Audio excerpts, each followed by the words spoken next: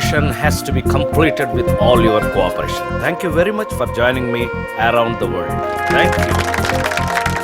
Thank you. Okay, sir. Yeah. May I come in? Yeah, Maya, Kasi. Come on. How do you feel my office? Quite comfortable. Ha, ఏంటి హడావిడి? Need your signature. Oh, good. మీ అమ్మాయి అనుకుంటా.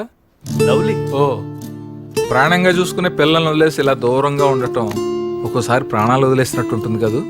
Correct. అయినా మీరు ఇక్కడ ఒంటరిగా ఉండడం దేనికి? మీ ఫ్యామిలీని కూడా తీసుకొచ్చేయాల్సింది. ఇక్కడికి రావడం నాకు అవసరం.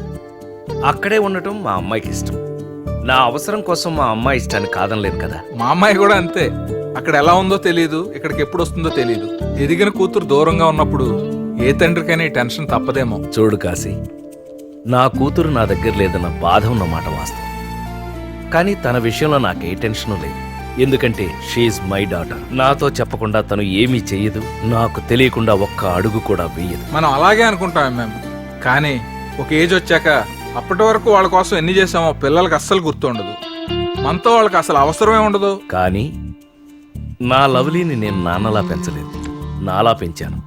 తను పుట్టినప్పటి నుంచి నా కూతురు ఎలా ఉండాలి అనేది నేను ఒక డైరీ రాసుకున్నాను. ఆశ్చర్యంగా తను అలాగే ఉండేది. నాకు ఆనందంగా అనిపించేది. ఈ నిమిషం నేను తనతో లేకపోయి ఉండొచ్చు కాశీ, కానీ నా డైరీ మాత్రం అనుక్షణం తనతోనే ఉంటుంది. ప్రతి క్షణం నాలాగే ఆలోచింపచేస్తుంది. పాప మీద చాలా హోప్స్ ఉన్నాయి మనోడికి.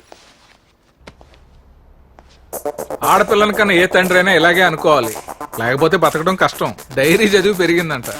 ఎన్ని డైరీలు చదివినా ఒక్క క్షణంలో డైరెక్షన్ మార్చేసి అదోలు ఉంటారు.